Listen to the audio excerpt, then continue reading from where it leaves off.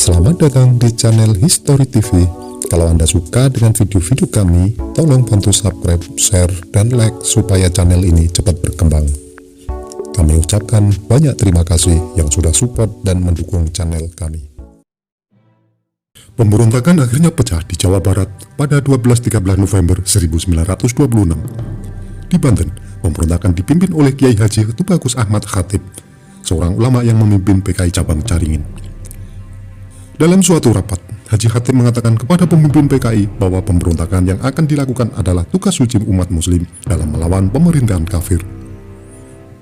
Tampak jelas, Haji Khatib membawa semangat jihad dan mati syahid. Kita harus membela PKI dengan segala kemungkinan apapun, layaknya pakaian kotor, ia harus dicuci dengan sabun. Begitupun dengan dunia yang ternoda, ia mesti dicuci dengan darah, katanya berapi-api. Selain Haji Khatib, ulama yang memiliki peran penting dalam pemberontakan di Banten adalah Haji Hasan, Kiai Mustofa, Haji Saleh, Entol Eno, Kiai Mukri, Kiai Ilyas, dan Haji Enje. Hari-hari sebelum pemberontakan diwarnai dengan penangkapan para pemimpin PKI yang menjadi inti gerakan. Pertama-tama yang ditangkap adalah para pemimpin pusat PKI, dimulai dengan penangkapan dan pembuangan Darsono pada 1925. Menyusul kemudian Ali Arham dibuang ke Irian Jaya. Penangkapan selanjutnya menyasar Haji Misbah. Dia dibuang ke Manokwari dan meninggal di sana. Sasaran kemudian adalah Alimin. Namun, dia berhasil meloloskan diri ke luar negeri.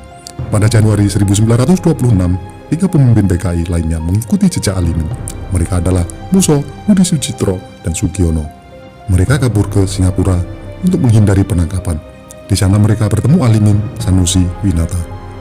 Hilangnya sejumlah pemimpin inti PKI memiliki dampak sangat buruk pada gerakan. Tidak adanya tenaga ahli dalam revolusi membuat gerakan dengan mudah dipatahkan. Hal itu diperparah dengan aksi penangkapan para pemimpin PKI Saksi Banten. Pemimpin PKI Saksi Banten yang pertama menghilang adalah Muradi Sastra. Dia kabur ke Garut untuk menghindari penangkapan. Begitupun dengan Ahmad Basyaif yang pergi dari Banten dan bergabung dengan PKI Saksi Jakarta. Posisi kedua tokoh itu kemudian diisi oleh Hasanuddin. Namun, pada Juli 1926, polisi kolonial berhasil menangkap Hasanuddin dan menjebloskan ke penjara. PKI Saksi Banten sangat terpukul dengan penangkapan ini. Selain melakukan penangkapan-penangkapan, polisi kolonial juga melakukan penggeledahan-penggeledahan. Gudang senjata yang dipersiapkan PKI Saksi Banten untuk melakukan pemberontakan berhasil dibongkar polisi. Sebanyak 6 pucuk pistol revolver yang disimpan di balik tembok rumah Haji Muhammad Arif di desa Dalung berhasil ditemukan. Begitupun dengan 800 bilah golok di desa Cirwas yang akan dibagi-bagikan berhasil disita. Polisi juga berhasil menemukan pistol jenis Mauser, senapan Beumot, dan kain putih di desa Pabuaran dan Pancur di Kabupaten Serang. Uang tunai senilai 10.000 gulden yang dikumpulkan untuk membeli senapan juga ikut disita. Gelombang penahanan dan penyitaan senjata milik PKI Saksi Banten membuat rencana berantakan. Apalagi, tokoh kunci PKI Saksi Banten, TB Hilman dan Ishak berhasil ditangkap pada akhir September 1926 setelah dikhianati kawannya Musa Diningrat. Penangkapan TB Hilman dan Ishak diikuti dengan penangkapan tokoh kunci PKI Saksi Banten lainnya. Muradi Sastra yang kabur ke Garut akhirnya tertangkap oleh polisi Garut dan dibawa ke Kabupaten Serang untuk diinterogasi. Begitupun dengan tokoh kunci PKI yang ada di Rangkas Belitung dan Kabupaten Lebak. Semuanya berhasil ditangkap. Mereka adalah Ju Tonghin, Condro Seputro, Ajin, dan Salihun. Peran ketiga pemimpin sangat penting di wilayah itu.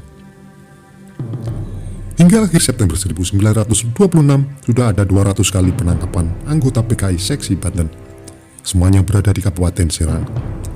Banyaknya para pemimpin PKI yang ditangkap membuat pemerintah kolonial Hindia Belanda merasa yakin pemberontakan tidak akan dilaksanakan. Namun, perkiraan itu meleset. Mereka tidak menghitungkan Haji Khatib dan Basyaif yang masih bebas. Dengan tegas, kedua pemimpin PKI ini menyusun kembali sel-sel PKI yang kosong karena telah tertangkap. Rencana melakukan aksi pemberontakan di Banten pun kembali disusun dengan rapi, sesuai dengan perkembangan yang terjadi saat itu. Hal yang ditakutkan pemerintah kolonial akhirnya kejadian. Pemberontakan PKI pecah. Pada 12 November 1926 malam, ratusan petani yang dipimpin Kiai Mukri dan Kiai Ilyas berkumpul di desa Bama. Mereka membagi-bagikan senjata. Setelah pasukan terkumpul, mereka salat jihad dan bergerak di Labuan. Sementara di desa Pasar Lama, Caringin, sebanyak 700 pasukan Kiai Mustafa telah berkumpul dengan persenjataan lengkap dan melakukan penyerangan ke rumah Wedana Caning. Bersambung. Nantikan video selanjutnya. Apabila ada kesalahan dalam kami menyampaikan, mohon diluruskan dan mohon maaf. Terima kasih yang sudah menonton sampai selesai.